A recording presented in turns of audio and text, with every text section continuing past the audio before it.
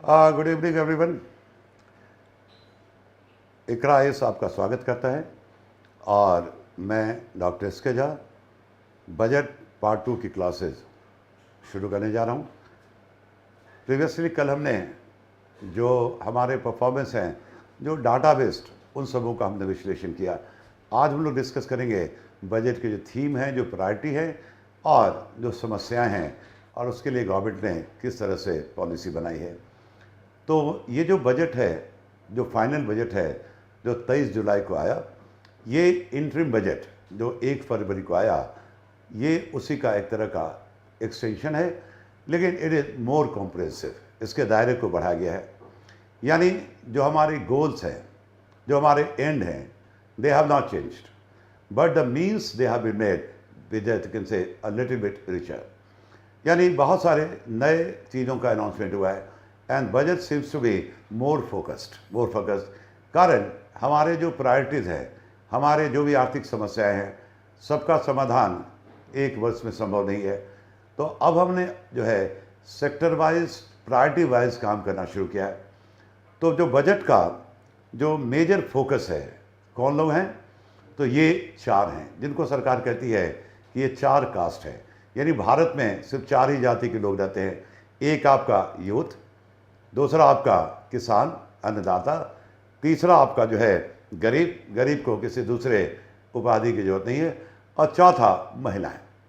अगर हम इस चारों को लेके चले तो ये वो लोग हैं दोज हु रिमेन एक्सक्लूडेड। यानी भारत की प्रगति तो हुई, लेकिन उस दौर में ये भारत के विकास के साथ साथ नहीं चल पाए और वो पीछे छूट गए। चाहे वो किसान हो, चाहे वो महिलाएं हैं, चाहे वो यूथ हैं, चाहे एक्स बजट। तो अगर पूरे डिटेल में बात करें तो ये मुझे याद है 11वां पंचवर्षीय योजना जो 11th 5 ईयर प्लान आया था, उसका जो मेन उद्देश्य था वो क्या था? तो rapid growth towards more inclusiveness. यानी हम भारत में ग्रोथ रेट को बढ़ा करके और मोर एंड मोर इंक्लूसिवनेस की बात करते हैं। लास्ट ईयर भी एक लाइन लिखा गया था, रीचिंग द लास्ट लाइन। यानी जो सबसे पीछे हैं, जो सबसे पीछे रह गए, उनको भी हम साथ लेके चलेंगे। यानी सबका साथ, सबका विकास। तो our broad objective has remain the same, that is called inclusiveness. लेकिन 4 भाग में बांट करके हम लोग पढ़ेंगे। तो 4 जो है एरिया आपको समझ में आ गया होगा। हम लोग अब बात करें बजट का जो मेन थीम है। बजट का मेन थीम क्या है और यहीं से बजट की समझ विकसित होगी। तो पहला जो थीम है वो है एम्प्लॉयमेंट। एम्प्लॉयमेंट एक बड़ी समस्या है जिस पर हम लोग विस्तार में चर्चा करेंगे थोड़ी देर में। दूसरा जो है वो है आपका स्किल डेवलपमेंट। यानी भारत का जो वर्क फोर्स है, क्वांटिटी में तो ज़्यादा है, लेकिन जो वैश्वीकरण के दौर में जो ग्लोबल स्तर पे या घरेलू स्तर पे भी हमारी चुनौतियां हैं, उन्हें हम तभी मुकाबला कर पाएंगे जब हमारे पास स्किल लेबर होगा। अगर हम स्किल लेबर की बात नहीं करते हैं तो definitely opportunity can not be created and the poor are going to remain poor. तो स्किल डेवलपमेंट की बात करें। उसके बाद जो थर्ड है वो है एमएसएमई। अब ये जो है सारे आपस में लिंक हैं, micro, medium and small enterprises. आखिर पिछले कुछ सालों पे एमएसएमई पे गवर्नमेंट का विशेष जोर क्यों है? और चौथा जो थीम है वो है मिडिल क्लास। ये 4 एरिया है। फर्स्ट, सेकंड और थर्ड तो समझ में आ गया, लेकिन ये मिडिल क्लास का जो है ये क्या कंसेप्ट है? तो एक एक करके हम लोग डिस्कस करें। पहले इस 4 थीम को मैं डिस्कस करूं। सबसे पहला, जो हमारा एजुकेशन सिस्टम है, it has to be made more employable. यानी आप जो पढ़ाई करते हो उस पढ़ाई का उपयोग आप अपने लिए एम्प्लॉयमेंट जनरेट में करो। जब हम बात करें एम्प्लॉयमेंट की तो there are 2 types of employment, wage employment and self employment. यानी वेज एम्प्लॉयमेंट में आप कहीं जॉब करते हैं और सेल्फ एम्प्लॉयमेंट में अपना काम खुद करें। अब लास्ट ईयर का जो बजट है उसने ही इंडिकेशन दे दिया था।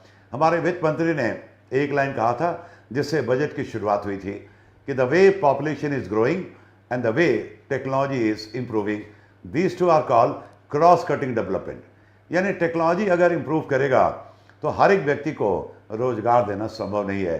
और जब बात करें रोजगार की तो भारत के लोग रोजगार का मतलब सिर्फ सरकारी नौकरी समझते हैं। तो ये चीज़ें हैं। तो हिंट तभी मिल गया था कि भारत का जो पॉलिसी है, current policy, it is trying to give the country a direction. क्योंकि इंडिया का फ्यूचर वेज एम्प्लॉयमेंट नहीं है, India future is self employment. तो right now it's a transition phase, यानी सरकार की पॉलिसी भारतीय अर्थव्यवस्था का जो स्ट्रक्चर है उसको चेंज करने की कोशिश करी है। इस पर काफ़ी लंबा समय लगेगा, but beginning has been try to move from wage employment to self employment. और इसीलिए ये 4 चीज़ें बहुत मैटर करती हैं।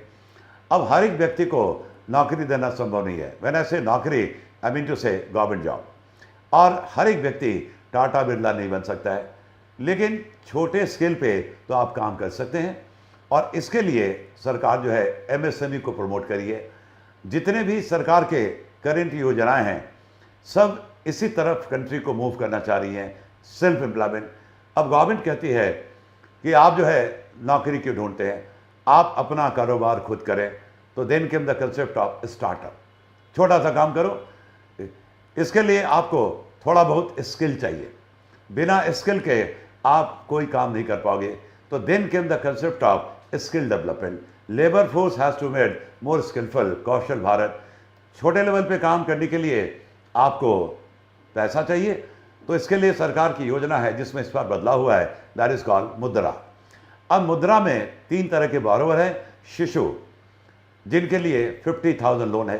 तो 50,000 लोन में कौन सा काम होगा, तो मे भी रेहड़ी पटरी पे आप जो है फल सब्जियां बेचोगे और उससे भी इतना कमा लोगे कि गुजारा हो जाएगा। देन कम्स किशोर। किशोर कैटेगरी के बोरोवर के लिए लोन का प्रोविजन 5 लाख तक है। और सबसे जो बड़ा था तरुण। तरुण के लिए till last year maximum loan की जो व्यवस्था थी वो 10 लाख थी, जिसको इस बार के बजट में 10 लाख से बढ़ा करके 20 लाख कर दिया गया है। तो एक तो स्टार्टअप का कंसेप्ट आया। अब what the government of India says, government of India says कि we can convert our rural economy into manufacturing hub. हम जो है ग्रामीण क्षेत्र को मैन्युफैक्चरिंग हब में कन्वर्ट कर सकते हैं। ग्रामीण क्षेत्र जहाँ पे आज भी एग्रीकल्चर इज द बैकबोन। तो is it possible? Yes, it is possible. इसलिए गवर्नमेंट कंसेप्ट लेके आ गई है एग्रो स्टार्टअप, यानी एग्रीकल्चर प्रोडक्ट को लेकर के आप जो है स्टार्टअप करें। तो concept of MSME, MSME has the potential, लेकिन थोड़ी से उसमें चैलेंजेस हैं। जो चुनौतियां हैं पहले वो समझो। लास्ट ईयर का जो सर्वे है उसने बताया कि भारत में तकरीबन 6.5 करोड़, 6.5 करोड़ रजिस्टर्ड एमएसएमई हैं। रजिस्टर्ड एमएसएमई तकरीबन 6.5 करोड़ हैं। अब रजिस्टर्ड है, गवर्नमेंट के पास सारे डेटा है। अगर एक एमएसएमई 5 लोगों को जॉब देता है तो it is going to generate job for at least 32.5 crore of people. 32.5 crore लोगों को रोजगार देगा। लेकिन it could provide jobs only to 11 crore of people. सिर्फ 11 करोड़ लोगों को ये क्या कर चुका है, ये सिर्फ जॉब दे चुका है। तो ये थोड़ा सा लेस देन 2, तो इसका मतलब something is wrong with MSME. कुछ फंडामेंटल में मिस्टेक है, कुछ फंडामेंटल समस्याएं हैं जिसको बजट ने एड्रेस किया है। Because MSME is the future of India. आपको जानकारी भी होगी कि बैंकिंग सेक्टर में जो प्राइवेट सेक्टर लेंडिंग है उसमें एमएसएमई भी आते हैं। तो एमएसएमई इज द की, और इसके लिए बहुत सारे रिसेंट मेजर्स गवर्नमेंट ने उठाए हैं। अब जैसे एमएसएमई को बैंक लोन देना नहीं चाहती है, क्योंकि बैंक का प्रीवियसली जो एनपीए था, non performing asset, it was very high. एक समय था 2011 में it was touching 11% of the loan advance, loan given. वो अब जो है घट करके 2.8 आ चुका है। Things are looking good there. लेकिन अब जो है एक इशू है कि एमएसएमई को बहुत ज़्यादा मात्रा में लोन दिया जा रहा है। तो पीपल दे फियर, जो बड़े बड़े लोग हैं उनको डर है कि अगला जो है जो एनपीए है it can be because of MSME. जो फर्स्ट राउंड था it was because of big corporate houses. जो बड़े बड़े कॉर्पोरेट हाउस है दे वर द डिफॉल्टर। तो suddenly it has come down, but MSME को लोन देना it becomes risky, and banks basically they don't prefer to give loan to MSME, to be honest. इसलिए जो है अब government जो है गारंटर के तौर पे काम करेगी, और on the guarantee of the government banks are going to give loan to the MSME. इसलिए एमएसएमई के लिए गवर्नमेंट ने जो है शुरुआत की है कि credit guarantee scheme. Credit guarantee scheme, तो गवर्नमेंट का डिपार्टमेंट वो क्या करेगा, गारंटी देगा, and again that guarantee banks are going to give loan to the MSME. Yes, guarantee देने के एवज में जो एमएसएमई हैं वो गवर्नमेंट के उस एजेंसी को वो पे करेंगे अकॉर्डिंग टू रिड्यूसिंग बैलेंस। तो ये सब चीज़ें एमएसएमई को प्रमोट करने की बात हो रही है। तो एमएसएमई का है। अब छोटे स्केल पे अगर आप कोई भी काम करते हो, चाहे आप फिशरीज में जाओगे, चाहे आप एपीकल्चर मधुमक्खी पालन करो, चाहे आप मुर्गी पालन करो, चाहे आप डेयरी का काम करो, चाहे आप एक्स करो, वाई करो, जेड करो, you need little bit skill. That's why skill development is the की। क्योंकि जब तक स्किल डेवलपमेंट नहीं होगा you can not go for promoting MSME. तो इन दोनों का इससे लिंक है। इसके लिए ठीक है, इन दोनों के बाद एम्प्लॉयमेंट, तीनों आपस में लिंक है कि bye promoting skill and promoting MSME, we can create employment for the youth. And when the word comes employment, I mean to say it's not wage employment, it's a self employment. अब जो है middle class का यहाँ क्या role है? ये तीन तो ठीक है। देखो मिडिल क्लास जो है they are said to be the drivers of the country. और कहा जाता है कि कोई भी बिजनेस चाहे छोटा हो या बड़ा हो, ये तब तक ही बूम करेगा, तब तक ही फ्लरिश करेगा जब तक कि मिडिल क्लास इनकम के लोगों के दायरे में होगा। मिडिल क्लास इनकम इकॉनमी को दौड़ाते हैं, इकॉनमी को चलाते हैं। अब भारत जो है एक बहुत बड़ा मार्केट है, दुनिया का शायद सबसे बड़ा मार्केट है। एंड द प्रोजेक्शन क्या है, वर्ल्ड बैंक भी रिपोर्ट करता है कि Indian consumer market is growing at a rate of average rate of 14%। ये पहले का और अभी और बढ़ेगा। तो लोग ये सोचते हैं इसके पीछे कारण है population. No, population may be one of the reason but it is not the main reason.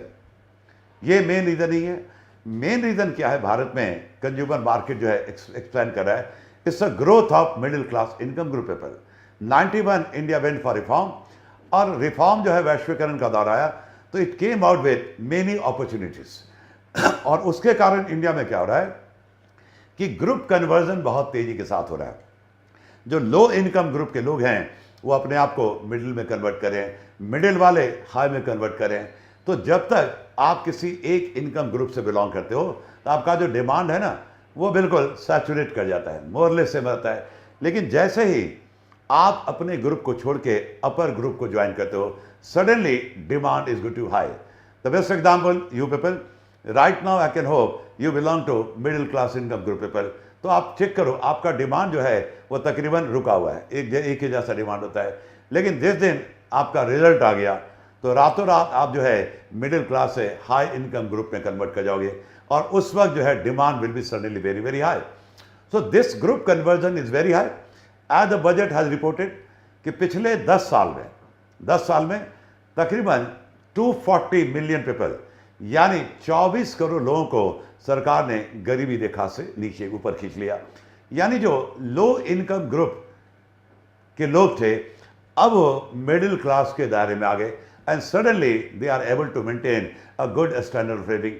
आप उदाहरण देख सकते हैं, पहले जो गांव में लेबर की समस्या नहीं थी, एक बुलाओ तो 10 आते थे। अब गांव में आपको लेबर नहीं मिलेगा। They are living very comfortable life, and yes credit goes to government as well, क्योंकि गवर्नमेंट ने बहुत सारी योजनाएं शुरू की और बहुत से हैं जिनका एक्सटेंशन भी है इस बजट में। जैसे मनरेगा से हालात बदले, देन देखिए किसान सम्मान निधि योजना जहाँ पे एनुअली 6,000 रुपया आपके अकाउंट में ट्रांसफर होता है। देन उज्ज्वला केम, देन प्रधानमंत्री आवास योजना केम। तो बहुत तरह की स्कीम है, and because of digital infrastructure the real beneficiary they are being located, और सीधा बेनिफिट उन तक पहुंचता है। पहले क्या था, एवरीथिंग वाज ऑफलाइन, तो लीकेज हुआ दिया कि गवर्नमेंट जो है जो पैकेज निकालती थी, जो बेनिफिशियरी तक पहुंचते वो काफ़ी कम हो जाता था, बीच में पता ही आपको कहा जाता था। तो ये चीज़ जो है अब थोड़ा सा जो है ट्रांसपेरेंट हुआ है। That's why the world government has discussed impact of rupee, यानी रुपये का जो इम्पैक्ट है, प्रभाव है। अब ये है क्या, मैं एक वर्ड यूज़ कर रहा हूँ, ये बात है 1989 की। राजीव गांधी साहब हमारे प्राइम मिनिस्टर थे, उन्होंने पार्लियामेंट में बयान दिया कि अगर सरकार 1 रुपया, केंद्र सरकार 1 रुपया जारी करती है तो बेनिफिशियरी के पास पहुंचते ये 15 पैसा हो जाता है। यानी इस 1 रुपये का जो प्रभाव था, इम्पैक्ट था, वो बहुत ही कम था। और अगर आज की बात करें, अगर सरकार 1 रुपया गरीबों के ऊपर खर्च करती है तो इसका इम्पैक्ट जो निश्चित रूप से ये काफ़ी ज़्यादा है। एग्जैक्ट कितना है इसकी चर्चा बजट नहीं है, लेकिन ये ज़्यादा प्रभावकारी हो गया है, ये लीकेज बीच से कम हो गया है। तो ये सरकार की जो है डिजिटल इंफ्रास्ट्रक्चर काफ़ी हद तक ये काम कर रहा है। अब middle class income, middle class जो है हमारे देश का, उसका साइज दिन पर दिन क्या हो रहा है, बढ़ता हो रहा है। क्योंकि लोअर इनकम ग्रुप से जो मिडिल क्लास इनकम ग्रुप में जाने वालों की संख्या है वो ज़्यादा है, और मिडिल क्लास से जो हायर इनकम में जा रहे हैं उनकी संख्या कम है। तो मिडिल क्लास भारत का जो जनसंख्या है, एक बड़ा वर्ग, करीब 140 करोड़ की जनसंख्या है। जहाँ तक मुझे याद है, करीब मिडिल क्लास इनकम ग्रुप के दायरे में करीब 70 से 72 करोड़ लोग आते हैं, 41 करोड़ लोग आते हैं। और आने वाले 5 साल के बाद इसका जो दायरा है ये बढ़ के 71 करोड़ तक पहुंचने वाला है। यानी मिडिल क्लास इनकम ग्रुप के लोगों का जो ग्रोथ है वो बहुत तेज है, and that's why they have become the driver of the country. और जब तक मैंने कहा कि कोई भी बिजनेस, कोई भी इकोनॉमिक एक्टिविटीज तब तक ही बूम करता है जब तक वो मिडिल क्लास इनकम ग्रुप के दायरे में रहता है। तो मिडिल क्लास को अलग से टारगेट किया गया है। तो these are the 4 things, because demand is good to there.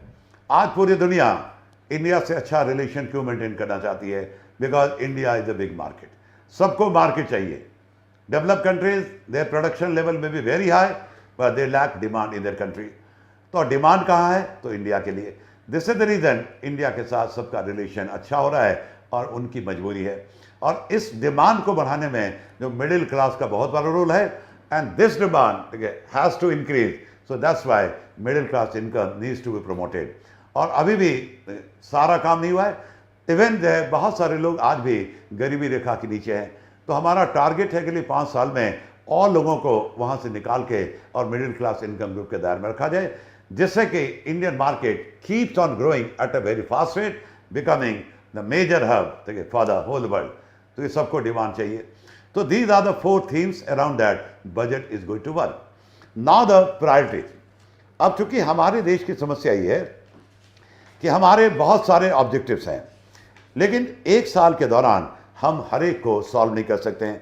तो हम क्या करते हैं कि अपना प्रायोरिटी तय करते हैं। यानी इस बार इस सारे क्षेत्र को हम लोग क्या करेंगे? टॉप प्रायोरिटी देंगे, and accordingly, according to the priority set, policies are going to made. तो प्रायोरिटीज का जो लिस्ट है वो आपके सामने होगा ही। सबसे पहला जो प्रायोरिटी, दे आर 9 प्रायोरिटीज, यानी 9 प्रायोरिटीज सेट किए गए हैं, और मोर और लेस दे आर सेम। सबसे पहला तो है प्रोडक्शन, जो आपका एग्रीकल्चर सेक्टर का प्रोडक्टिविटी और रेजिलेंस को बढ़ाना। अब ये जो है बहुत बड़ा चैलेंज है। आपने पढ़ा होगा कि आधी दुनिया में खाने की समस्या है। A number of countries they have declared their country, you can say, food emergency. आपने श्रीलंका के देखा। तो Indian agriculture has to grow at a very very fast rate, not only to satisfy the needs of the Indian people, but also to generate surplus for export। इसके लिए भारतीय अर्थव्यवस्था को, Indian agriculture को कम से कम 4% के ग्रोथ पे चलना पड़ेगा। लास्ट ईयर ग्रोथ रेट 4% से ज़्यादा था, लेकिन एग्रीकल्चर में कुछ चैलेंजेज हैं जिसको एड्रेस किया गया है। सबसे बड़ा चैलेंज ये है कि ग्रीन रेवोल्यूशन, हरित क्रांति आई थी मिड 60s में, लेकिन उसका फ़ायदा हर एक क्षेत्र को नहीं मिला। सिर्फ वेस्टर्न यूपी, पंजाब, हरियाणा, ये 3 तो आप सबको पता है। वन मोर वो there, it was Kamma community of Telangana, उसको फायदा मिला, लेकिन बाकी क्षेत्र आज भी वहीं के वहीं हैं। यानी ग्रीन रेवोल्यूशन का जो इम्पैक्ट है अभी तक पूरे इंडिया में नहीं हुआ। तो अब ज़रूरी है कि दोबारा जो दूसरा ग्रीन रेवोल्यूशन की बात करें हम, इसके लिए एक तो और दूसरा ग्लोबल वार्मिंग। ग्लोबल वार्मिंग यानी क्लाइमेट चेंज हो रहा है, तो जो सॉइल फर्टिलिटी है वो चेंज हो रहा है। जो सॉइल पहले जिस चीज़ के लिए सुटेबल है, we fear it may not be suitable. There is a crisis of water, ground water level घटता जा रहा है। तो इसके लिए गवर्नमेंट जो है, गवर्नमेंट ने कुछ बड़े कदम उठाए हैं। अब जैसे उसमें जो है नए सीड्स को इंट्रोड्यूस किया गया है, नए सीड्स को इंट्रोड्यूस किया गया है, जिसकी बात करें हम लोग, जिसमें जो कि ज़्यादा रेजिलेंट होगा। तो टोटल है 109 सीड्स, यानी नए जो है 109 तरह वेराइटी के जो बीज हैं उसको डेवलप किया गया है, हाई यील्डिंग वेराइटीज। और इसकी खूबी क्या होगी कि it will be more resilient यानी जो क्लाइमेट चेंज हो रहा है उसके कारण इनके प्रोडक्टिविटी पे कम असर पड़ेगा। इसलिए ज़रूरी है कि एग्रीकल्चर के फील्ड में हमारा जो रिसर्च का काम है उसकी क्वालिटी और क्वांटिटी दोनों बढ़े, और इस पर भी विशेष जोर दिया गया है और बजट में लिखा भी गया है कि ट्रांसफॉर्मिंग एग्रीकल्चर रिसर्च, कि एग्रीकल्चर जो रिसर्च है इंडिया का वो है तो बहुत, लेकिन क्वालिटेटिव जो है एस्पेक्ट इज मिसिंग, तो उसकी गुणवत्ता को बढ़ाया जाए। और ये जो है ऑन गोइंग प्रोसेस होगा, क्योंकि climate change is basically taking place all the time. तो एक तो आपका एग्रीकल्चर सेक्टर में नई सीड्स को इंट्रोड्यूस किया जा रहा है, और हॉर्टिकल्चर को प्रमोट करने के लिए गवर्नमेंट ने स्पेशल उपाय किया है। करीब जो है दूसरा, ठीक है, अगर बात करें तो कॉपरेटिव पॉलिसी, कॉपरेशन की पॉलिसी, कि कॉपरेटिव सोसाइटी को प्रमोट करके हम क्या करें, एग्रीकल्चर प्रोडक्शन और प्रोडक्टिविटी को बढ़ाएं, इस पे गवर्नमेंट का विशेष जोर है। मोreover जो वेजिटेबल्स हैं, वेजिटेबल्स, अब जो फार्मर्स जो वेजिटेबल सब्जियां उगाते हैं, लेकिन they are highly perishable and as reported 30% of their output is getting wasted because of lack of storage facility, और उनका जो लोकल मार्केट में उनको बेचना पड़ता है, and that's why they realise less income. अब उनकी जो मार्केटिंग है दूर तक हो, इसके लिए बहुत सारे चैलेंजेस हैं, चुनौतियां हैं, जैसे वेयर हाउसिंग, उसके बाद ट्रांसपोर्टेशन, एक्सपेंशन। तो ये उस पर सरकार काम कर रही है, और वेयर हाउसिंग, ट्रांसपोर्टेशन से लेकर के एक्स बजट वहाँ पे पीपीपी मॉडल को इंट्रोड्यूस किया गया है। लेकिन अब गवर्नमेंट कहती है कि वेजिटेबल्स का प्रोडक्शन हम लोग कहाँ प्रमोट करेंगे, तो नियर बाय कंजम्पशन सेंटर, यानी जहाँ पे कंजम्पशन होता है, जहाँ उसका खपत होता है, उसके इर्द गिर्द ही हम वेजिटेबल के प्रोडक्शन को क्या करेंगे, प्रमोट करेंगे। इससे क्या होगा, जो वेयर हाउसिंग की समस्या और ट्रांसपोर्टेशन का जो बिग चैलेंज है वो क्या होगा, कम होगा, और वेस्टेज ऑफ वेजिटेबल भी कम होगा, और फार्मर्स को लॉस नहीं होगा। तो ये जो है गवर्नमेंट की बात करी है। उसके बाद जो है हम बात करें नेचुरल फार्मिंग, नेचुरल फार्मिंग यानी जो कहा जाता है जो नेचुरल रिसोर्सेज को यूज़ करके और हम अपने खेती करें, जिसको आप ऑर्गेनिक खेती भी कहते हो। अब भारत जो है ट्रायल बेसिस पे इस पर काम कर रहा है। सबसे पहला स्टेट इंडिया में जो 100% ऑर्गेनिक फार्मिंग पे गया था वो था सिक्किम। उसके बाद 2 स्टेट को इंक्लूड किया गया लास्ट ईयर, उत्तराखंड और त्रिपुरा। तो भारत एक्सपेरिमेंटल बेसिस पे जा रहा है। अब क्या पूरे इंडिया में एक ही बार 100% ऑर्गेनिक खेती भारत कर सकता है? नहीं। यही गलती श्रीलंका ने किया और वहाँ पे फूड क्राइसिस आ गया। कारण कि एक फियर है और शायद हकीकत भी है कि ऑर्गेनिक खेती से जो प्रोडक्ट की क्वालिटी या गुणवत्ता तो अच्छी होगी, लेकिन प्रोडक्टिविटी क्या होगा, वो कम हो जाएगा। तो विद द फियर इज कि we also may face shortage of food. तो एक फियर है, लेकिन थ्रू प्रॉपर रिसर्च गवर्नमेंट अपने सपोर्ट को कंटिन्यू करेगी और इसको प्रमोट करेगी। इसके लिए गवर्नमेंट ने कुछ अनाउंसमेंट किए हैं और देखो क्या करेगी। सबसे पहले तो गवर्नमेंट ने तय किया है कि 1 करोड़ जो है फार्मर्स को, 1 करोड़ फार्मर जो है वो नेचुरल फार्मिंग को इनिशिएट करेंगे। 1 करोड़ फार्मर, ठीक ठाक है। अब उसके लिए गवर्नमेंट ने क्या किया है कि 10,000 need based bio input, 10,000 bio input resource centre की स्थापना की जाएगी। अब ये क्या करेंगे, बायो इनपुट रिसोर्स सेंटर, ये गवर्नमेंट का सेंटर होगा और ये लोग जो है नेचुरल रिसोर्सेज, लोकल स्तर पे रिसोर्सेज क्या करेंगे, कलेक्ट करेंगे। यानी जैसे मैन्यूर के लिए जैसे काउडंग, उसे वो क्या करेंगे, प्रोसेस करेंगे। whatever changes they are needed they will make and then they will be supplied to the farmers। यानी फार्मर्स को नेचुरल फार्मिंग के लिए ये क्या करेंगे, they will provide all the support. I mean to say खाद कह लो, ठीक है, पेस्टिसाइड्स कह लो, ये सारे वही हैं। तो ये कंसेप्ट है टू प्रमोट नेचुरल फार्मिंग। और गवर्नमेंट कहती है कि ऐसा नहीं होगा, कि इससे क्या होगा कि प्रोडक्टिविटी कम हो जाएगी, क्योंकि सिक्किम का जो एक्सपीरियंस है इट्स नॉट बैड। एक दूसरा फियर है कि ऑर्गेनिक फार्मिंग से किसानों का इनकम घट जाएगा। ये भी सही नहीं है, क्योंकि ऑर्गेनिक जो खेती होती है, जो ऑर्गेनिक प्रोडक्ट हैं वो काफ़ी कॉस्टली होते हैं, काफ़ी कॉस्टली होते हैं। तो प्रोडक्शन कम हो जाएगा, लेकिन रेट अगर ज़्यादा मिलेगा किसानों को तो डेफिनेटली क्या होगा, उनका इनकम उल्टा बढ़ेगा। साथ साथ जो सॉइल फर्टिलिटी है, जो आपने पढ़ा होगा कि ग्रीन रेवोल्यूशन के कारण जो है, जो इंडिया का जो सॉइल है उसमें पॉल्यूशन लेवल बहुत ज़्यादा बढ़ गया है, तो नेचुरल फार्मिंग से जो है वो भी क्या होगा, दूर होगा। तो ये सारे जो हमने कहा ट्रांजिशन फेज से हम गुजर रहे हैं, हम चाह रहे हैं कि चीज़ों को चेंज करें एक अलग नज़रिए से, अलग तरीके से, और जो भी चैलेंजेस आएंगे, चैलेंजेस तो आएंगे, हम उसको दूर करें, और इसमें जो है गवर्नमेंट का रोल बहुत ही अहम होगा। तो एग्रीकल्चर बेसिकली ये आपका क्या है, तो सेंटर पॉइंट है। तो पहला जो एरिया है, प्रायोरिटी है, दैट इज कॉल्ड एग्रीकल्चर। उसके बाद जो है एम्प्लॉयमेंट एंड स्किलिंग। एम्प्लॉयमेंट और स्किलिंग दोनों में सीधा संबंध है। आप जितना स्किलफुल होगे, स्वाभाविक है आपके लिए एम्प्लॉयमेंट अपॉर्चुनिटी उतना ही ज़्यादा होगा। अब भारत में भी देखो, जो सरकारी जो योजनाएं हैं, लाइक मिनिमम वेज रेट, तो 3 तरह के वर्कर्स का क्लासिफिकेशन है, मैनुअल, सेमी स्किल और स्किल वर्कर। तो सबसे ज़्यादा जो वेज रेट है वो स्किल वर्कर का है, उससे कम है सेमी स्किल, और सबसे कम किसका है, मैनुअल। तो स्किल डेवलपमेंट अगर होगा तो definitely opportunity will be created for you people, कि आप अधिक से अधिक क्या करें, रोजगार आपको मिले। तो स्किल डेवलपमेंट के लिए यहाँ पे कुछ इंसेंटिव, 3 स्कीम जो है भारत सरकार लेके आई, यानी पीएम्स पैकेज 3 लेके आई है।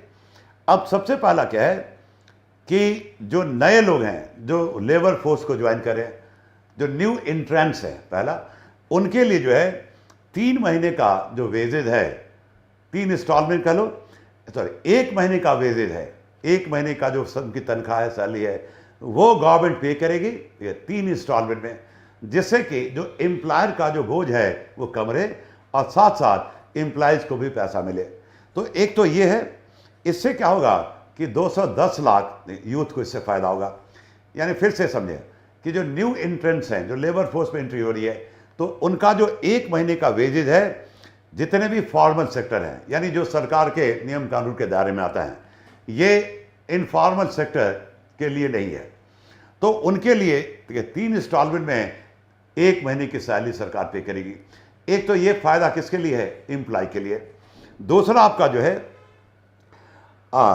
ये एम्प्लॉयर के लिए क्या फायदा है, इसमें आपने सुना होगा, बार बार चर्चा आती है, employees provident fund organisation, okay, EPFO. अब भारत में जो सामाजिक सुरक्षा योजना के तहत बहुत सारे कानून बनाए गए हैं, जिसमें सबसे अहम है, मोस्ट एप्लीकेबल इस पीएफ एक्ट, पीएफ का कानून, और ये 1952 में आ गया।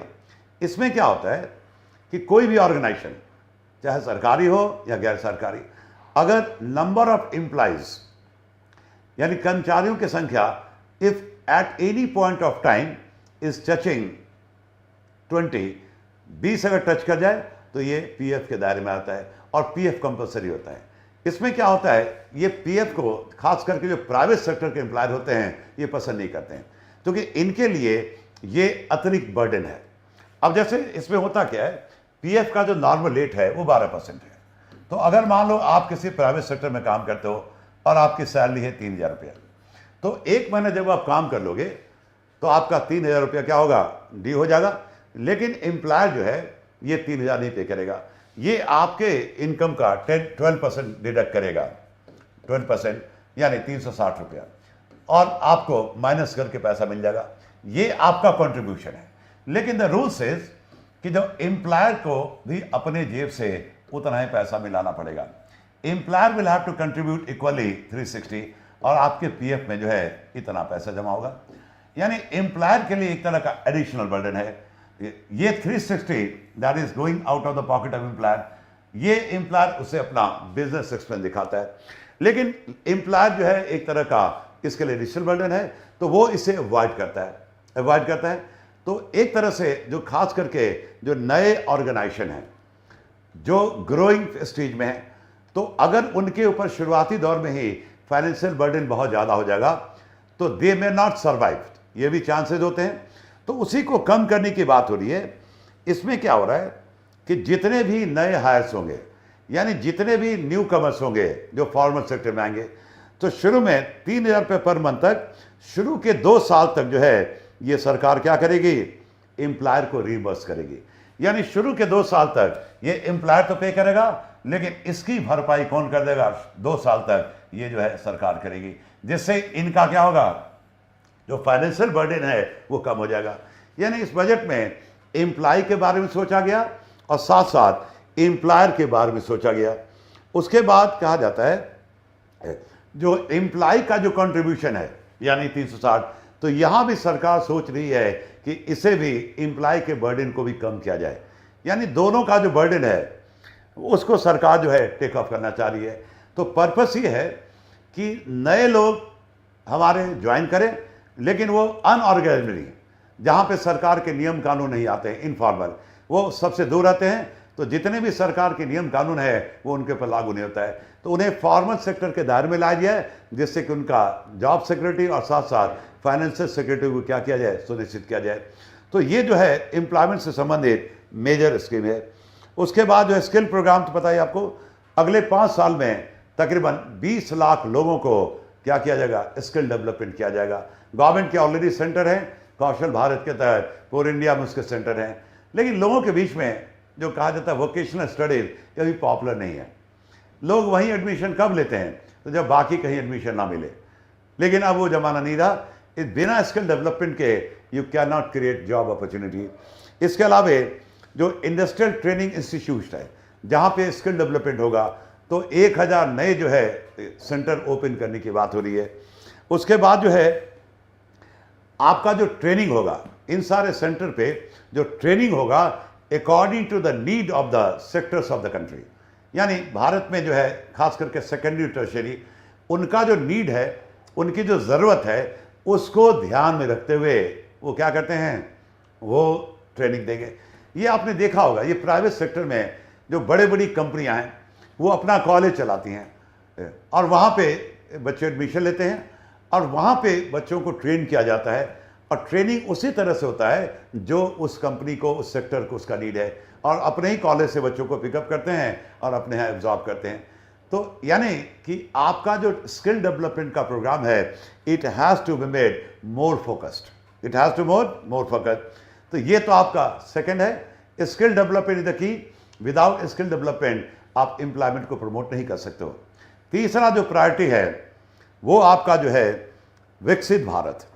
और इस बार एक जमाने के बाद या कह लो पहली बार कंसेप्ट आया है पूर्वोदय, यानी जो हमारा पूर्वांचल से उधर है, जो हमारे स्टेट हैं, जो वहाँ पे सब कुछ है लेकिन वो बहुत पीछे हैं, जो भारत के गरीब राज्य हैं। जैसे ईस्टर्न यूपी से शुरू हो जाता है, then Bihar, then Orissa, then Jharkhand, ठीक है, then you can say West Bengal, ठीक है। ये जो पूरा बेल्ट है, it is full of opportunity, लेकिन इन सब राज्यों में काम नहीं हुआ है, सिर्फ और सिर्फ राजनीति हुई है और ये पीछे रह गए। और वहाँ की जो राज्य सरकारें हैं उन्होंने भी कभी भी ईमानदारी से अपने लोगों के बारे में, अपने युवाओं के बारे में कभी भी सोचा नहीं। नतीजा इन सब क्षेत्रों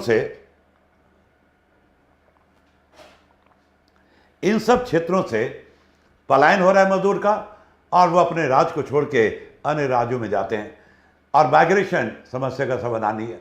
तो ज़रूरी था कि ये जो पूर्वोदय, यानी ये जो पूरा नॉर्थ ईस्ट का जो एरिया है, यू कैन नॉट से ईस्टर्न रीजन, ये जो यानी कि वेस्ट बंगाल से लेकर के ईस्टर्न यूपी तक की बात करें, इसको दायरा इसको किया गया है, जो प्रोग्राम का नाम है it is Purvodaya, it is called Purvodaya,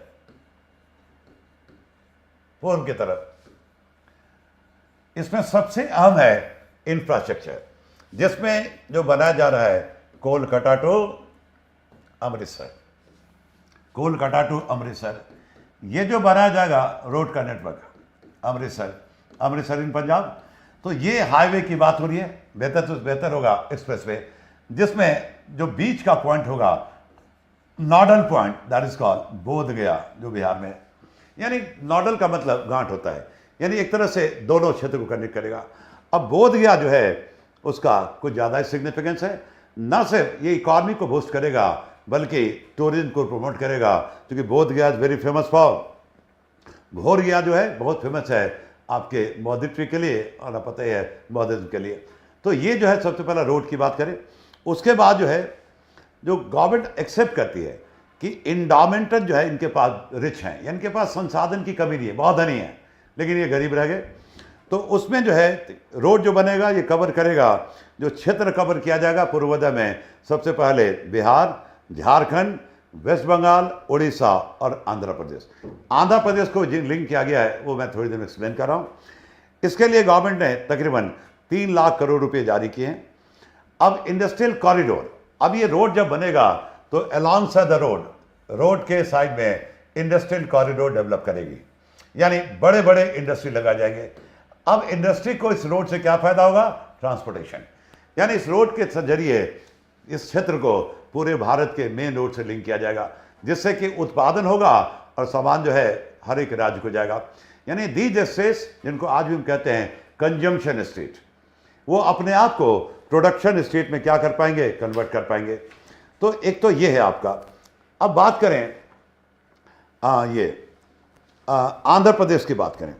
Andhra Pradesh में एक एक्ट जो है उसके रीऑर्गेनाइजेशन की बात की जा रही है, जिसका नाम है आंध्र प्रदेश रीऑर्गेनाइजेशन एक्ट। अब ये क्या है? आंध्र प्रदेश को विशेष जोर क्यों दिया गया है? बिहार और इस तरह के क्षेत्र को, तो आंध्रा का मुझे लगता है क्योंकि ये हो सकता है एक राजनीतिक कारण भी है। आपको पता ही है ये जो सरकार है मिलीजुली सरकार है, और किस किस राज्यों के सरकार का या पार्टियों का योगदान है ये भी आपसे छुपा नहीं है। तो ये भी एक्सपेक्टेड था कि एटलीस्ट जो है बिहार और आंध्रा को स्पेशल पैकेज मिलेगा। तो बात जब हम कर रहे थे ये बिहार की और ये, तो आंध्र प्रदेश में एक कानून है दैट इज कॉल्ड ये आंध्र प्रदेश जो है रीऑर्गेनाइजेशन एक्ट। आंध्र प्रदेश के लिए बहुत सारा पैकेज लेके आई सरकार। सबसे पहला तो जो है पोलावरम इरिगेशन प्रोजेक्ट। आंध्रा में एक जगह है पोलावरम, तो पोलावरम में एक इरिगेशन का बहुत बड़ा प्रोजेक्ट पे काम हो रहा है, जिससे कि पूरे आंध्र प्रदेश का एग्रीकल्चर क्या होगा, उसमें उत्पादन में कई गुना वृद्धि होगी, सिंचाई की व्यवस्था होगी, और उसके कारण सरकार का कहना है कि भारत में जो फूड सिक्योरिटी का कंसेप्ट है वो और मजबूत होगा। तो एक तो वो पूरे आंध्र में रोड इंडस्ट्री सबका जाल बिछाया जाएगा। तो खैर आंध्रा को विशेष पैकेज दिया गया, इसमें कोई बुराई नहीं है। तो मेन फोकस हमने कहा कि आपका क्या है। उसके बाद जो है पीएम आवास योजना के तहत करीब जो है 3 करोड़ जो है नए घर बनाए जाएंगे। अच्छी बात है, ये सब फैक्चुअल चीज़ें हैं। उसके बाद जो है ये विमेन डेवलपमेंट की बात हो रही है, यानी गवर्नमेंट कहती है डेवलपमेंट तो हम जरूर करेंगे, लेकिन उसमें महिलाओं का योगदान ज़्यादा होगा, महिलाओं का योगदान ज़्यादा होगा। अब ये जो है इससे संबंधित कोई स्पेशल पॉलिसी तो नहीं आई है, लेकिन अभी जो लास्ट टू लास्ट ईयर सरकार एक कंसेप्ट लेके आई थी, और वो क्या था? टेक्सटाइल पार्क का। देखो भारत इतना बड़ा देश है, 140 करोड़ जनसंख्या है, मौसम हमेशा बदलता है, तो कपड़े का ये बहुत बड़ा मार्केट है, बहुत बड़ा मार्केट है। और लेकिन जो टेक्सटाइल हब बना हुआ है वो बना हुआ बांग्लादेश। बांग्लादेश में सारे कपड़े बनते हैं और पूरे दुनिया को सप्लाई होता है, जबकि सबसे बड़ा मार्केट इंडिया है, और इंडिया में इसे हम प्रमोट करें। जबकि सबसे इंटरेस्टिंग चीज़ है कि बांग्लादेश को जितना भी कॉटन जाता है वो सारा इंडिया बेस्ड है, यानी बिना इंडिया के बांग्लादेश का अस्तित्व नहीं है। लेकिन जो भी होता है उसका पॉजिटिव साइड भी है। अब बांग्लादेश में समस्याएं आ गई, डेमोक्रेसी का खात्मा हो गया, तो वहाँ से जो है अब कंपनियां भारत मूव करी हैं। कल की बात है, भारत की एक बड़ी कंपनी है रेमंड्स, तो रेमंड ने अपना जो है यूनिट वहाँ बंद कर दिया, और रेमंड ने डिसाइड किया कि वो इंडिया में अगर टेक्सटाइल जो है पार्क को प्रमोट करें। टेक्सटाइल पार्क का मतलब वो घूमते नहीं, यहाँ जहाँ पे सिर्फ टेक्सटाइल का काम होगा। तो 7 स्टेट को चुना गया इसके लिए, जिसमें एक यूपी भी है। अब टेक्सटाइल का बहुत बड़ा मार्केट है, बहुत बड़ी इंडस्ट्री है, और टेक्सटाइल में सबसे बड़ा खूबी क्या है कि विमेन एम्पावरमेंट का भी क्या है, सबसे ज़्यादा स्कोप है, यानी महिलाओं का वहाँ योगदान बहुत ज़्यादा होगा, और होना भी चाहिए, क्योंकि जब हम बात करते हैं विमेन एम्पावरमेंट की, जब तक महिलाओं के सशक्तिकरण की बात करें, तो जब तक उनका आर्थिक रूप से एम्पावरमेंट नहीं किया जाएगा तो फिर जो है विमेन एम्पावरमेंट का कोई मतलब नहीं है। अब ये जो है, जो क्वेश्चन है कि जो हम बांग्लादेश को कॉटन सप्लाई करते हैं, क्या वो इंडिया के ही कंपनी को सप्लाई करें? अब ये थोड़ा सा ट्रिकी है, क्योंकि फॉरेन पॉलिसी है, इसमें जो है बहुत सी चीज़ होती हैं। तो बेहतर होगा कि हम इंडिया के भीतर कॉटन के प्रोडक्शन को क्या करें, प्रमोट करें। तो इसके लिए सरकार इस बजट में कुछ लेके तो नहीं आई है, लेकिन बहुत ही जल्द इंडिया में कॉटन के उत्पादन को प्रमोट करने की सरकार क्या करेगी, योजना लाएगी। और हो सकता है कॉटन पे भी एमएसपी डिक्लेयर किया जाए, जिससे कि लोगों का रुझान कॉटन की तरफ हो। तो ये जो है गवर्नमेंट का जो कंसेप्ट है कि डेवलपमेंट जरूर होगा, but it should B women lead development, यानी महिलाएं जो हैं, जो पुरुषों के मुकाबले पीछे छूट गई, तो वो भी क्या हो, पुरुषों के साथ कंधे से कंधा मिला काम करें। तो ये थीम है, विमेन डेवलपमेंट की बात करें, विमेन लेड डेवलपमेंट। उसके बाद जो है एमएसएमई, तो मैंने डिस्कस किया। एमएसएमई के लिए बहुत सारे सरकार जो है कदम उठा रही है। सबसे पहला आपको मैंने बताया कि क्रेडिट गारंटी स्कीम, यानी credit guarantee scheme for MSME. MSME को लोन देना थोड़ा रिस्की है, और बहुत बड़े बड़े जो स्कॉलर हैं उनका भी कहना है कि यहाँ बैंकों का एनपीए यानी पैसे डूबने के चांस ज़्यादा है।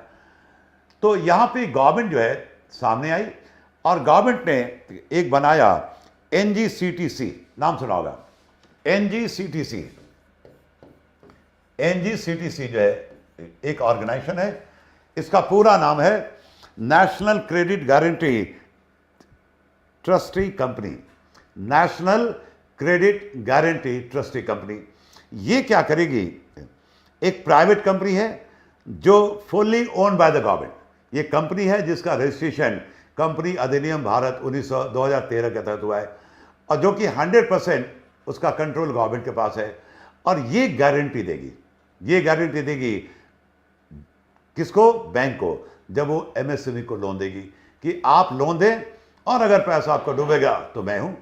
अब ये जो प्राइवेट कंपनी आपका जो है, जिसका मैंने नाम लिखा, उसको क्या फायदा है कि लोन गारंटी देने के एवज में ये बोरोवर से चार्ज करेगी, और एनुअली एक फीस इनसे लिया जाएगा as per the reducing balance. जैसे जैसे लोन का बैलेंस कम होगा तो क्या होगा, फिर जो फीस जो है उसकी मात्रा भी क्या हो जाएगी, कम हो जाएगी।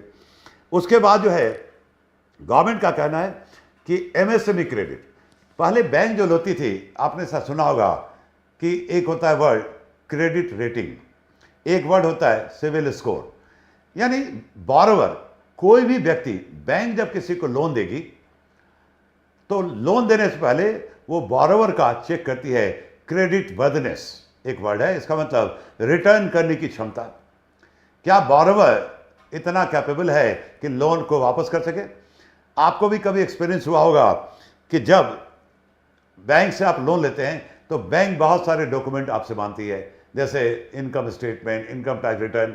उसके अलावा गवर्नमेंट का पोर्टल है सिविल, जहां पे आपका क्रेडिट स्कोर है, यानी आपका जो परफॉर्मेंस है, आपका क्रेडिट हिस्ट्री कैसा है, आप अच्छे बोरोवर हो, बहुत अच्छे बोरोवर हो या खराब बोरोवर हो। ये सारा जो डिटेल है बैंक को मिलता है, आउटसोर्स करती है बैंक, यानी बैंक बाहर से लेती है, और एक्सटर्नल सोर्स को रिलाई करके बैंक डिसाइड करती है लोन देना है कि नहीं देना है। लेकिन गवर्नमेंट ने साफ साफ कह दिया है कि लोन देने से पहले बैंक को अपना इंटरनल मैकेनिज्म तैयार करना होगा, यानी एक्सटर्नल सोर्सेज पे निर्भरता छोड़िए और आप जो है इंटरनल मैकेनिज्म डिजाइन कीजिए, और आप इतने सक्षम खुद होने चाहिए to check whether the network credit worthiness of the borrower is up to the mark और नॉट।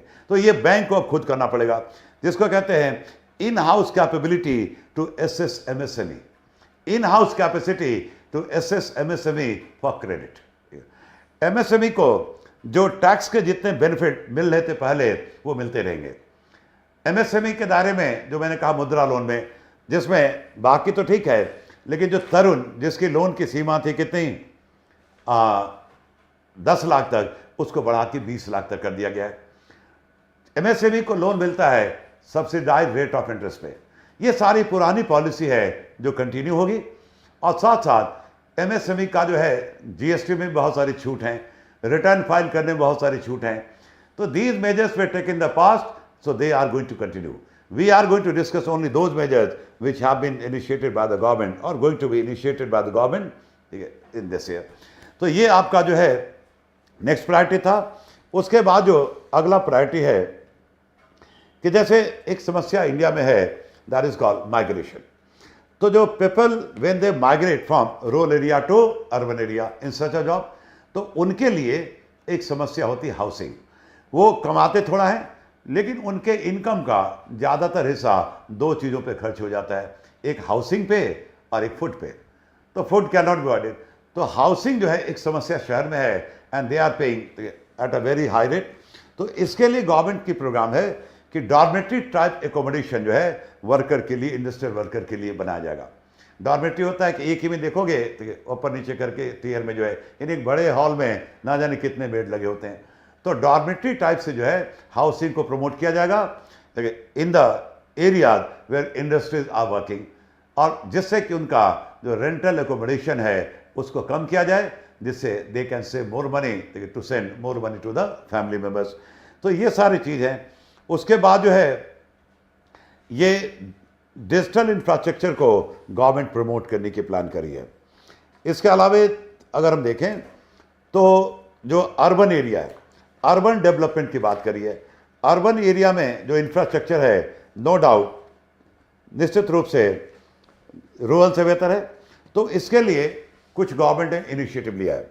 जो मेजर्स उठाए गए हैं उसमें पहला है कि स्टैम्प ड्यूटी को कम करना। कब?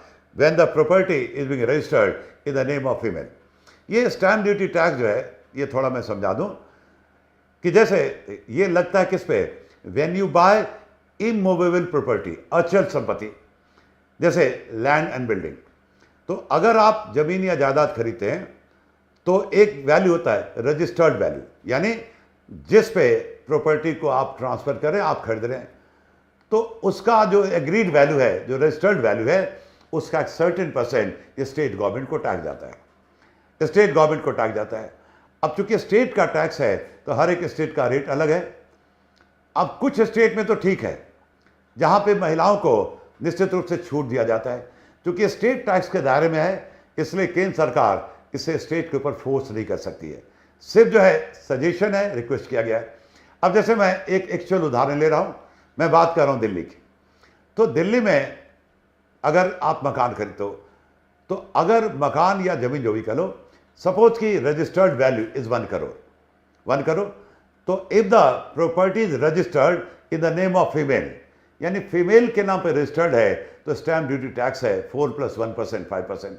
अगर प्रॉपर्टी रजिस्टर्ड हो रहा है ज्वाइंट नेम पे तो रेट हो, मतलब एक मेल एक फीमेल, तो रेट इज 5+1।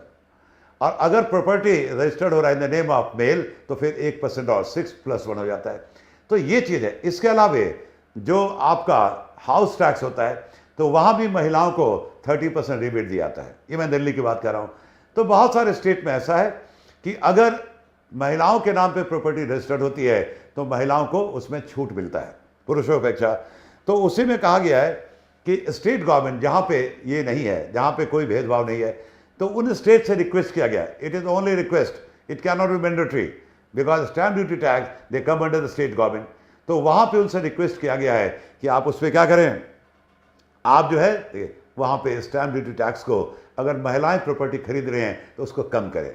एक तो ये है। उसके बाद जो है हम बात करें वाटर मैनेजमेंट।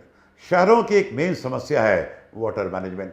शहर में तो जो पानी का जो जल स्तर है भूमि का घटता जा रहा है और ये समस्या दिन पर दिन बढ़ती जा रही है।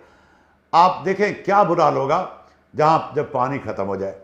दक्षिण अफ्रीका में एक शहर है केप टाउन। केप टाउन में पानी खत्म है, उसको डिक्लेयर कर दिया गया है नो वाटर सिटी। भारत में अब शुरुआत है। जैसे प्रॉब्लम आ रहा है बेंगलुरु में, कल आपके शहर का नंबर होगा। तो वाटर का वेस्टेज बहुत है। रेन वाटर हार्वेस्टिंग हम सही ढंग से नहीं कर पा रहे हैं। ये तो यूज़ कम है, मिसयूज़ कम है, मिसयूज़ ज़्यादा है। तो यहाँ पे शहर में कम से कम जो है वाटर मैनेजमेंट को की बात की जा रही है। एक बड़ा चैलेंज है और इसके लिए स्टेट गवर्नमेंट्स को इनवाइट किया गया है कि हम लोग मिल के जो है इस प्रॉब्लम को सॉल्व करेंगे। तो अर्बन एरिया का ये सबसे बड़ा समस्या है आने वाले समय में। पानी की समस्या हर एक शहर में आ रही है और दिल्ली में भी मैंने देखा है, खास करके जो गर्मी का समय है, एक्यूट प्रॉब्लम वाटर। ग्रामीण क्षेत्र में ये समस्या अभी थोड़ी कम है, ये समस्या थोड़ी कम है। अब जो है भारत की बात करें, जो स्ट्रीट मार्केट है, स्ट्रीट मार्केट, ये स्ट्रीट मार्केट क्या है, उसको सरकार करी प्रमोट करने का। ऐसा क्यों? स्ट्रीट मार्केट का कंसेप्ट क्या है? अब जैसे पुराना समय था तो जब हम लोग बार्टर सिस्टम पे जाते थे तो गांव में वीकली बाजार लगता था, जिसको हम लोग कहते थे हाट, जहाँ पे ट्रेडर्स मिलते थे, यानी कि बेचने वाला खरीदने वाला, और ट्रेडिंग होती थी।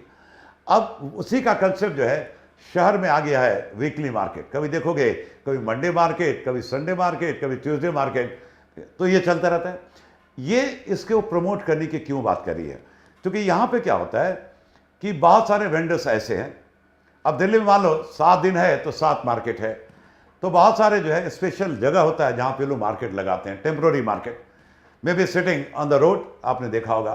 तो एक तो जो हमारे बहुत सारे लोग हैं जिनका इसी से रोजी रोटी चलता है, और साथ साथ these people are selling their product at a low prices, यानी कि हर एक कैटेगरी का जो कंज्यूमर है वो इनके प्राइस को अफोर्ड कर सकता है।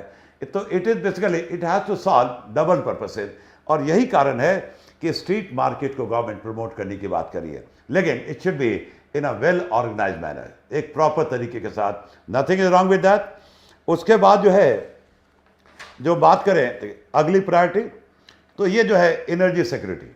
अब एनर्जी को लेकर के ये मैं बहुत कंफर्टेबल नहीं हूँ, तो ये आपके दूसरे कोई सब्जेक्ट सर पढ़ाएंगे, जिसमें बात करें हम लोग अब जो है विकसित भारत।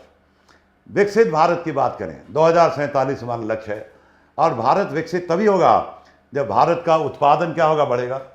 और इसके लिए भारत सरकार पहले कोशिश कर रही है कि वर्ल्ड की तीसरी जो है जीडीपी के आधार पर इकॉनमी बन जाए। अभी हम 5वें पे हैं, और अलग अलग रिपोर्ट आ रहा है, कोई कहता है 2030 में, लेकिन अभी IMF का रिपोर्ट आया कि 2030 नहीं बल्कि 2027 तक ही भारत का जो है इकॉनमी क्या होगा, वो $5 ट्रिलियन, यानी 5वें से तीसरे पे आ जाएगा। देखते हैं क्या होता है, बिकॉज फ्यूचर में।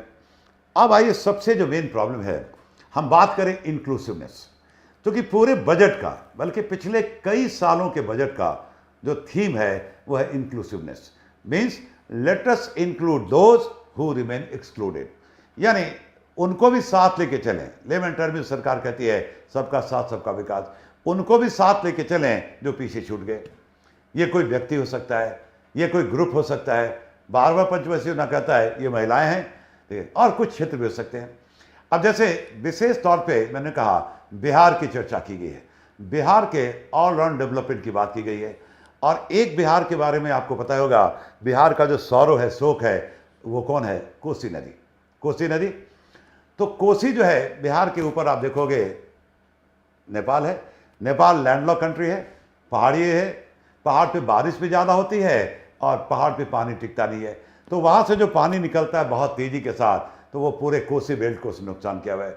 कोसी का जो करंट होता है इट्स वेरी फास्ट, एंड वो मिट्टी बहुत ज़्यादा काटता है, तो कोसी बेल्ट समस्या से परेशान है। And you can not fight the nature, nature के साथ आप जो है मुकाबला नहीं कर सकते हो। तो इसका सोल्यूशन क्या है? इसका सोल्यूशन क्या है? तो इसका जो सोल्यूशन है बेसिकली वो है इंटरलिंकिंग ऑफ रिवर्स। वो क्या है इंटरलिंकिंग? तो आपने पढ़ा होगा केन बेतवा प्रोजेक्ट है, वो अलग है, लेकिन इस बार जो है गवर्नमेंट एक नया कंसेप्ट लेके आई है, that is called Kosi. Kosi, ठीक है, और मेची। मेची नेपाल का एक रिवर है, यानी इन दोनों का एकीकरण, यानी कोसी से क्या बना जाएगा, एक लिंक क्रिएट होगा बड़े बड़े नहर के थ्रू ये नेपाल के मेची नदी तक, और कोसी में जैसे ही एक्सेस पानी आएगा तो फिर क्या होगा, वो ऑटोमेटिकली ट्रांसफर हो जाएगा। ये बहुत बड़ा प्रोजेक्ट है, लेकिन जहाँ तक मेरा मानना है कि कोसी के शोक से मुक्त करने के लिए इसके अलावा बिहार के पास और कोई विकल्प नहीं है, और कोई विकल्प नहीं है। तो देखते हैं ये प्रोजेक्ट की शुरुआत कब होती है और ये कब खत्म होता है। तो ये जो बजट है इसमें बहुत सारे जो कदम है उठाए गए हैं, और एक दो मैं और डिस्कस करूं, और ऐसा जो मैंने कहा बहुत कुछ नहीं है। अब जैसे टूरिज्म को प्रमोट करने के लिए, टूरिज्म को प्रमोट करने के लिए अब 2 कॉरिडोर आपने देखा होगा, काशी कॉरिडोर प्रमोट किया गया, उज्जैन कॉरिडोर प्रमोट किया गया, अब 2 कॉरिडोर और प्रमोट करने की बात हुई है। एक आपका Vishnupad temple, Vishnupad temple south में है, वहाँ भी कॉरिडोर बनेगा। ये कहाँ है मैं अभी भूल रहा हूँ किस राज्य में है। और दूसरा आपका जो है Mahabodhi temple corridor, Mahabodhi temple corridor यानी बोध गया में। ये अनफॉर्चुनेटली बोध गया या गया जो है वो बहुत प्रमोट नहीं किया सका ट्रिमोन, क्योंकि दुनिया वो एक तरह से मान के चलो कि जो लोग बौद्ध धर्म को फॉलो करते हैं उनके लिए समझो कि मेन सेंटर है। और अभी भी दुनिया में कम से कम 6-7 देश जो हैं वो इस धर्म को पूरी तरह फॉलो करते हैं, जैसे जापान है, थाईलैंड है। तो ये टूरिज्म के दृष्टिकोण से, लेकिन अब तो थोड़ा सा पहले से बेहतर हुआ है, पहले तो बहुत बुरा हाल था। अब इसको बिल्कुल बनाया जाएगा, जो कहा जाता है कि one of the best corridor, जिससे कि बिहार की आर्थिक उन्नति भी होगी और टूरिज्म को भी क्या मिलेगा, बढ़ा होगा। और जब टूरिस्ट आते हैं तो निश्चित रूप से एक चेन ऑफ एक्शन रिएक्शन होता है कि फिर जो है रिमेनिंग इंफ्रास्ट्रक्चर जो गैप होते हैं ना, वो खुद ब खुद क्या होते हैं, वो धीरे धीरे बढ़ने शुरू हो जाते हैं। And that leads to all round development, all round development. तो that is called unbalance growth approach of a country और may be of a region. तो एक तो आपका ये है। बिहार में एक और जगह है जहाँ बहुत फेमस है, that is called Rajgir. Rajgir जो है टूरिस्ट स्पॉट है, और जो लोग आप लोग बिहार के हैं राजगीर के बारे में जानते होंगे, हो सकता है गए भी हों, जो नॉन बिहारी हैं वो भी हो सकता है गए हों। तो राजगीर में बहुत सारी चीज़ें हैं, लेकिन सबसे मेन है वहाँ का गर्म कुंड, यानी एक ऐसा कुंड है जो हमेशा गर्म पानी रिलीज करता हो, चाहे वो गर्मी हो या जाड़े का मौसम हो। और कहा जाता है कि उसमें नहाने के बाद जो है आपका शरीर जो है बैक्टीरिया मुक्त हो जाएगा। What is the reality I don't know, लेकिन मान्यता ऐसा है, बहुत भीड़ आती है। तो Rajgir is going to be one of the centre and the key is basically Nalanda.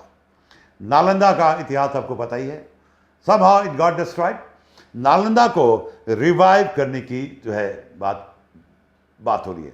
Nalanda को न सिर्फ एजुकेशनल हब बनाने की बात हो रही है, बल्कि नालंदा को जो है टूरिस्ट का हब बनाया जाएगा, और जो पुराना ग्लोरी है नालंदा का उसको दिखाने की बात होगी, उसको वापस लाने की, जिससे पूरी दुनिया के लिए एक लेसन होगा। पूरी दुनिया देखेगी कि how India was very rich, ठीक है, इन द पास्ट में इंडिया बहुत रिच था। और लोग कहते भी हैं जब वेस्टर्न वर्ल्ड में स्कूल कॉलेज खोलने की बात हो रही थी तो भारत में बड़े बड़े यूनिवर्सिटीज़ काम कर रहे थे, जिसमें 2 आप जानते हो गए, तक्षशिला और, यानी इंडिया वाज डूइंग वेल, लेकिन because of some reason we lost the momentum, हमारा मोमेंटम लॉस्ट हो गया और हमने कभी ऑनेस्टली उस पर काम नहीं किया। तो we are trying to preserve our heritage, we are trying to get back the momentum, और इससे जो है न सिर्फ इंडिया का डेवलपमेंट होगा, it will be multi dimensional.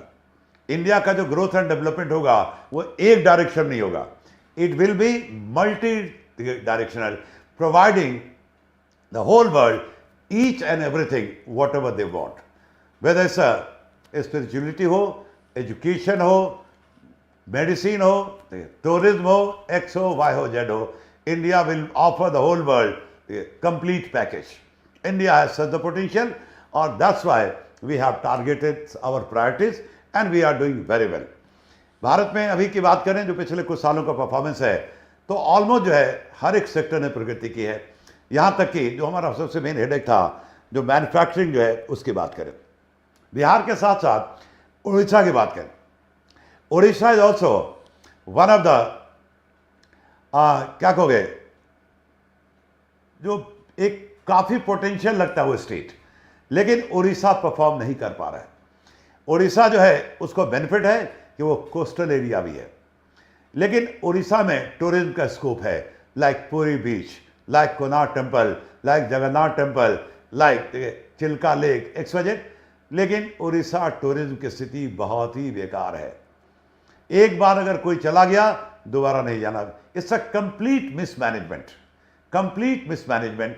No one is going to take care of the tourist, ठीक है। और जो है वहाँ पे माफियाओं का कब्जा है, माफियाओं का कब्जा है, ठीक है। So that needs to be reorganised, you can say. तो उड़ीसा कैन ऑल्सो बी, ठीक है, one of the major centre for tourism and the other purposes. अगर हम नीति आयोग की बात करें, उससे तो पता चल जाता है, जैसे वर्ल्ड बैंक जारी करती है ईज ऑफ डूइंग बिजनेस और रैंकिंग बताती है, तो नीति आयोग भी जारी करती है ease of doing business state wise, और उड़ीसा का नंबर है 28। यानी उड़ीसा में बिजनेस करना सबसे डिफिकल्ट है, ये हमारा ऑफिशियल रिकॉर्ड भी कहता है। तो जो भी एरियाज जो हमारे पीछे हैं, जहाँ पे पोटेंशियल है, तो डेफिनेटली हम लोग वहाँ पे क्या करेंगे, काम करें, जिससे कि इंडिया का क्या हो, मल्टी डायमेंशनल ग्रोथ हो। तो यही सारे प्रायोरिटीज़ हैं जिस पे गवर्नमेंट काम कर रही है।